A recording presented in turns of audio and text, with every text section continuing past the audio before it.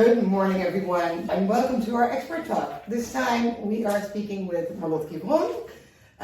We've known each other for a bit. I think a lot of Dutch people working in sustainability in the Netherlands already know you, but maybe you could introduce yourself a bit, who you are, how did you come to a career in sustainability.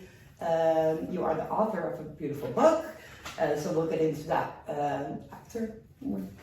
Thank you for inviting me. Lovely to be here in this beautiful office here in Amsterdam. So my name is Marlot Kiveron and I'm Sustainability Director at Karl Lagerfeld, author of the book and mom of Marie, who is just turned 1. And I actually started my career in a commercial role, and then I transitioned during learning more about sustainability within commercial organizations. Yeah, cool. And why did you feel it's more necessary to move more into sustainability? Did you have a reason specifically, or? Yes, definitely. So I started, it actually started with a personal belief, becoming more aware of what my personal impact was. I studied commercial economics, so very much on the dark side. And throughout my career, I accidentally sort of landed in positions with a project around sustainability. And then I moved positions to Ace and Tate. And I worked in a lot of factories. I visited them, and I noticed the amount of waste within the production process of eyewear. And that sparked. I really had a moment that you cannot unsee. So it really caught me, and then I thought, I can maybe have an impact through my career, because it was already something I was very cautious about in my personal life. But I never thought about the bridge with my professional life. And then I spoke to Eva from Metabolic. She founded Metabolic. And she actually told me, you can become vegan, you can never fly to Bali anymore, never buy any new clothing, but if you really want to make an impact, dedicate your career. And that was way before Rutger Bregman spoke about this. And that really landed. And then I thought, even though I don't have a background in environmental studies, I will give it a try. And so you did, and you did successfully, because that ended up in a book, The Impact Mission. I know you took a long time writing the book. Could you tell me a bit more about what led up to you writing a book and the whole process up until now? So as mentioned, it started at Ace and Tate in that factory. So in a nutshell, Ace and Tate acetate is a sheet material. And in the first step of the production, 80% or 4 times the weight of an actual frame is discarded as waste. And that material is very beautifully made. It takes a lot of time, it takes a lot of effort, a lot of different pigments, etc. It's really sort of the raw material that makes the eyewear industry. And then one step further in the production process, sort of, it's out of the window. So that sparked my journey, but it took me quite some time to move from a supply chain position into that sustainability role. And in order to do so, I started to read a lot, followed courses online, and reached out to other sustainability professionals to understand, how do you do your work, how do you create a strategy, but also how do you align with the rest of the company to get moving and get to actual results. And that led to me writing the book in the end, because I started lecturing and sort of unfolding how do you get to a result, what is working, what is not working. And I really liked the guest lecturing, because every student I spoke to was very ambitious. And was expecting the company to be very welcoming, like, you're going to tell us how we're going to do things. And then in reality, there's also a lot of friction and a lot of people that don't understand what needs to be done or why they need to change. And change management is such a big part and such a big element of creating impact. Yeah. And I thought, okay, I do want to share some knowledge or the wins that I had during my career. I want to share them, but also the learnings. So it started as a PDF for students, and then 3.5 years later, it's a book. But it took quite some time. Yeah. Yeah. And honestly, I'm of course not a sustainability professional, but I speak to a lot of sustainability professionals, and I think the book really speaks to the challenges that a lot of people working in sustainability endure. To be able to tackle those challenges, you came up with a 7-step plan. Not giving away your book because I really think people should read it.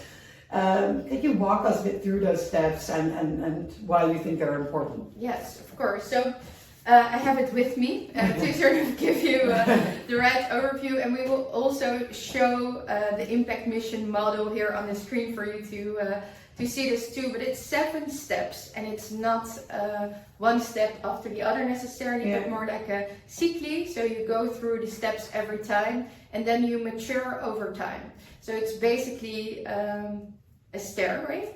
And you go through the process of the 7 steps, and then you go 1 step up on the stair, and then sort of again and again. So you mature over time. And the goal in the end is to make a positive impact within an organization on a result level, but also on a culture level. Yeah. Because I really believe if you want to do something different, you need to innovate and do something new, and that requires a culture that is resilient, but also open for failure if that in the end leads to success. So there are 2 sort of components within the book that I try to combine. Actual physical results that is very practical and that you can measure and showcase within the organization, but also that more softer part of a culture where you get people along and create some intrinsic motivation and a cultural change. In a nutshell, you start with looking internally. Basically, I call this having impact coffees. So you diagnose what the current situation is, and there are always some hooks where you can tie sustainability to. Maybe there's a great HR program already, or there is a take-back program or something within the value chain that is already a bit better. And that is a great starting point to sort of hook it into something that is already there. I thought that was so smart because people, I think also, in an environment, in any company, don't feel heard by a sustainability manager or change manager or innovation manager. They just feel like you push your innovation and change onto them. So making them a part of the process, that's like a two-way street. Smart. Yes, that's also what I hear and see a lot. So when you co-create and people are part of the solution, they indeed feel it's an uplift instead of sort of the pointing finger like we're doing it wrong and we should do. I think that is really sort of one of the keys to get people along. And then during understanding what is there, you can also understand the need of the company. And that is not necessarily a sustainability need. So of course, commercial organizations have time and money at the forefront of them. So it's good to understand sort of what is the current need of the organization, and again, how can I hook sustainability into that? How can I combine this with a certain narrative? And then combining what is already there with a need, you can include in a new vision and a course, and it's important there to get the leadership team behind you, but also people throughout the organization. So it's not only a top-down exercise. And then it's important to mobilize people. So how do you get everyone sort of on the same page? And here I really look for things that where there's an overlap. So how can you build a coalition within the organization with key figures? So let's say indeed HR, as we just spoke about, maybe they want to retain more employees or get employees in, and the younger generation cares more about sustainability. So there might be an overlap with finance if you want to reduce costs. with the supply chain team if you want to have more efficient procedures or processes. But it could also be a sales incentive or risk and compliance. So I'm always looking into an organization, who can I team up with and where can I find a win-win situation, instead of looking for what is not there. Or what I also hear often is, but the organization doesn't really care. I don't think any starting point will start with a company that says, okay, we're fully going to change and we really want to, it needs to grow. And I think the role as a sustainability professional is to facilitate that and make known what is the next step and how can we get from A to B. So basically the overlap of what is good for the company and what is good for the surroundings of the company. Then the next step is actual getting results. So moving from A to B, project management, making sure that you're not doing the work alone. So roles and responsibilities are super important there. Again, co-creation is the keyword. The sixth step is reflection, and that's all about communicating. And this is the two-way street. So understanding, are we indeed creating value add for the company and for the stakeholders around it? Are we on the right course? And then the seventh step is a continuous step, and it's also a dotted line. And this is about that transformation. So getting to that next step on the stairway, basically, maturing over time, letting the dust settle, and embedding the new way of working as the new standard. And that's also the most difficult one. I had a whole question prepared about step 4, about how do you, because I understand that a lot of sustainability managers feel they get a lot of pushback. So you touched on that. I think it might be more important to touch on step 7. Why is that so difficult, and how do you embrace that discussion and that difficulty to create results? Yes, that's a very good question. And I struggled with that a lot myself as well. And I think part of it is speaking the same language. So, for example, well, actually, there's a part in sustainability that is about science. And I see a lot of sustainability managers really getting into the nitty-gritty, which is good to understand the content, but then they're so far in that they cannot zoom out anymore to understand that the leadership team or someone within a value chain or supply chain team is actually not that far on the topic. So you basically speak a different language. So if I ask someone from a product team, can you share your scope 3 emissions with me? They look at me like I'm speaking a totally different language.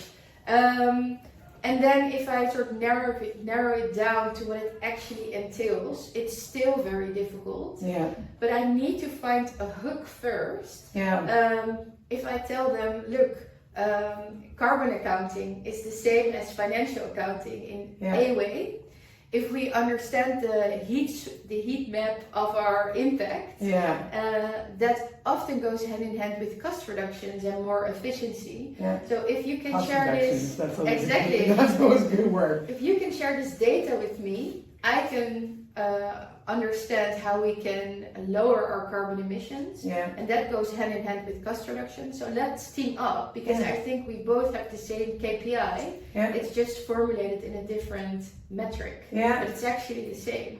So I take a lot of effort to keep up with all the regulations and all the content changes. But at the same time, I'm also trying to zoom out every time and put myself into someone else's perspective, understanding sort of what is your day-to-day role, what are your KPIs, what do you want to achieve, and how can I help, how can we speak the same language. I think that's such a good lesson, not only in sustainability, but in communication in general. So that's good. And I thought the book was so hopeful, like uplifting. I went through all the steps, like this is so manageable.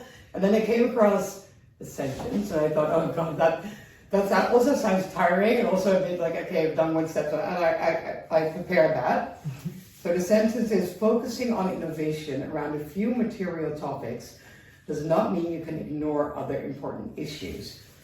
And I completely understand what you're saying, because of course it's true, everything is intertwined and you can't not forget the bigger picture, but I also understand sustainability or change professionals feeling like they need to do one thing, so kind of missing the big picture, and then if they've done this one thing, it didn't really connect to all the other things, so it's kind of lost in translation. Could you speak a bit more on that and how to approach that? I actually find that really difficult to capture within a book, because on one hand I say focus on a few elements and really make sure that you bring those home. Because a pitfall also on my end is to spread myself too thin and work on too many topics, and then they go forward, but they go forward in such a slow manner that you cannot share tangible results with the rest of the organizations on a monthly basis, for example, and that will lower the interest of people, because they don't see or they don't perceive sustainability as a successful team or department. And at the same time, if you work on the quick wins only, so to say, and you stack them and everyone is super excited, you miss out on the big innovations that take time. So I actually created, and we will also show that on the video, how to combine those. So I think you should always work on the big innovations, and those can take time, and then you can share updates all the time. And at the same time, I really like actually on Friday mornings to understand, is there something I can do now that immediately has an impact? Change like smaller steps that you can then share with the rest of the team and stakeholders on an ongoing basis. So that's one piece or one part of the answer. And then on the other side, there is indeed the materiality analysis and having a focus on a few elements, but those elements also have an impact on the rest of the system indeed. So for example, I developed a piece of packaging in the past from PU, fossil fuel based, to water based PU, taking into account the carbon footprint of this piece of packaging, and that tremendously improved. And then later on, I started to actually calculate the life cycle analysis in more metrics, in more variables, and we included water, and of course the water went sort of sky high.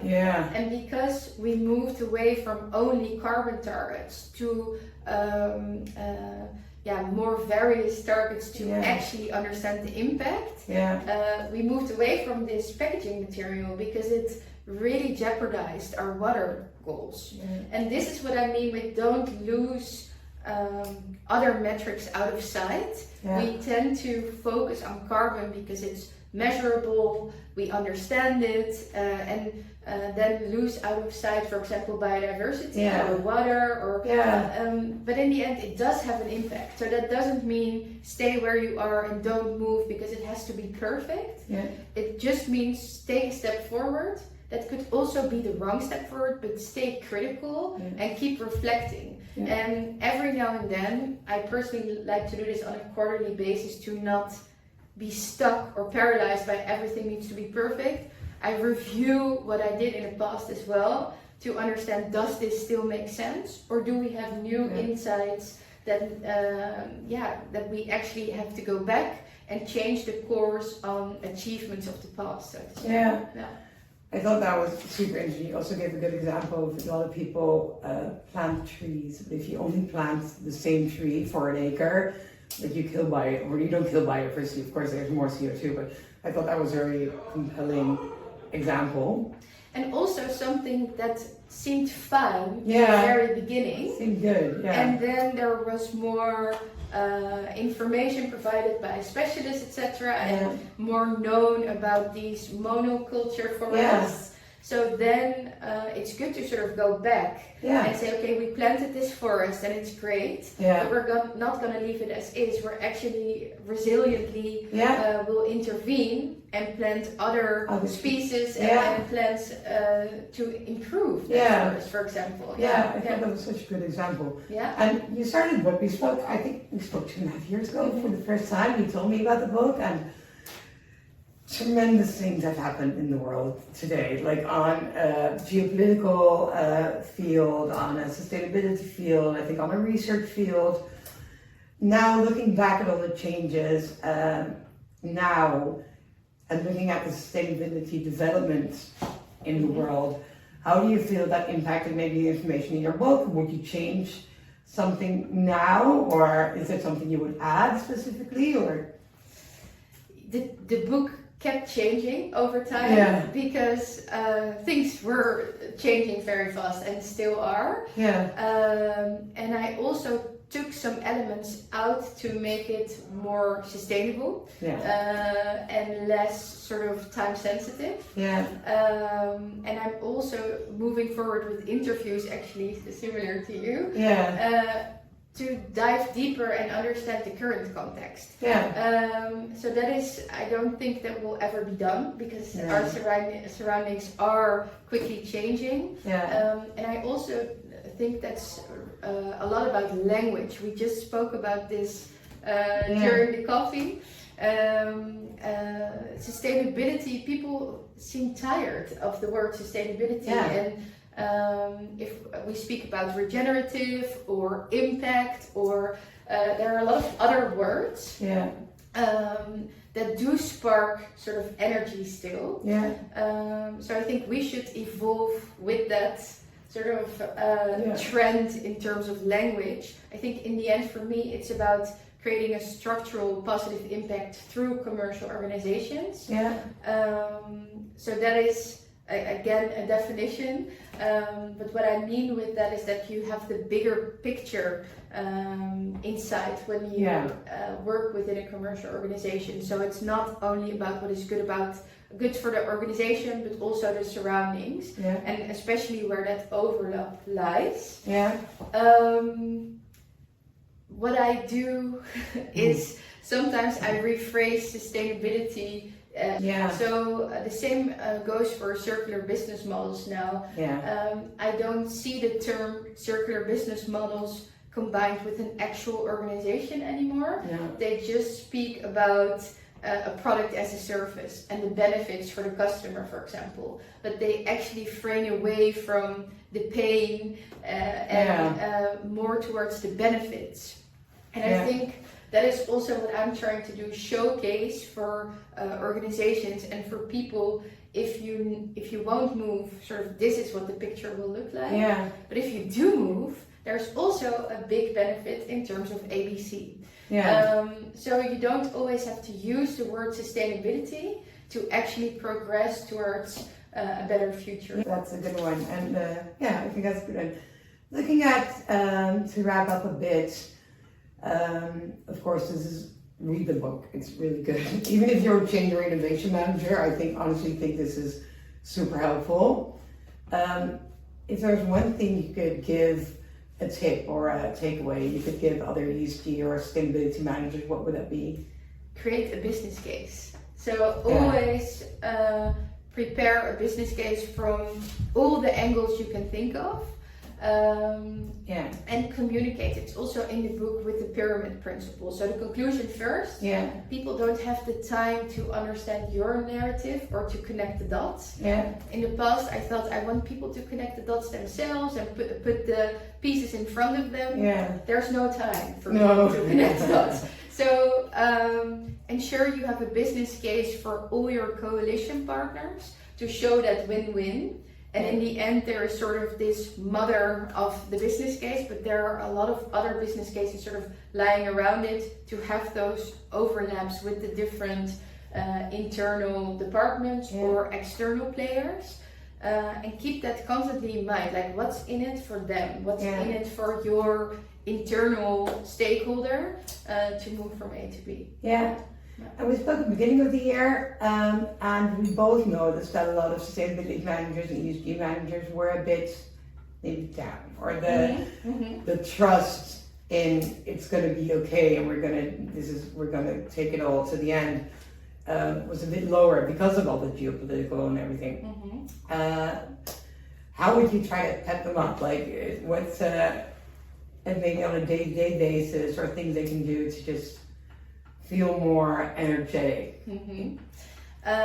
What helps for me is to search for peers and speak to them, and keep exchanging what is working now, how do you convince people, and that could be super refreshing. And I also really believe you don't have to have the sustainability flag to make that positive impact.